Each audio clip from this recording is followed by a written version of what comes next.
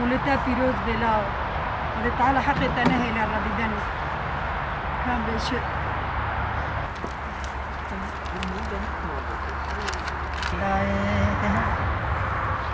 لا لا لا لا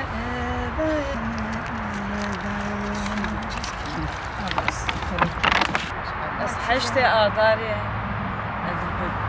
دایک حما پیروز دکن دنیز دا خوش پیروز بالا دایک تنی بیشن بلورین درد خوبیش چه خورد کاتن بنارده چه کس کاتن ام سربلند جبوا حما ام جبوا حما سربلند و ام خودی بیاک دیبم دینه خودی خوشید دنیای خینه و حشت آداره حما پیروز دکن gencal kıza piroz dikkat. Bugün buraya Deniz Poyraz'a tekrar söz vermek üzere geldik. Çünkü Deniz Poyraz'ın hayatı gösteriyor ki aslında kadın özgürlük mücadelesi aynı zamanda bir demokrasi mücadelesi, aynı zamanda barış ve özgürlük mücadelesidir. Biz kadının özgürleşmediği bir toplumun özgürleşmeyeceğini söyleyen bir şiarın takipçisiyiz.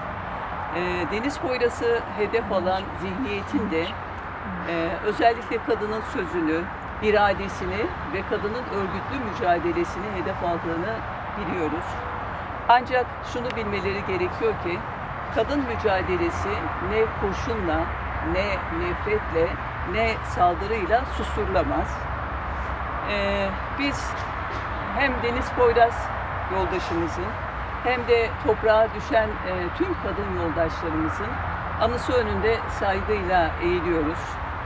Onların hem mücadelesi bize ışık tutmaya devam edecek.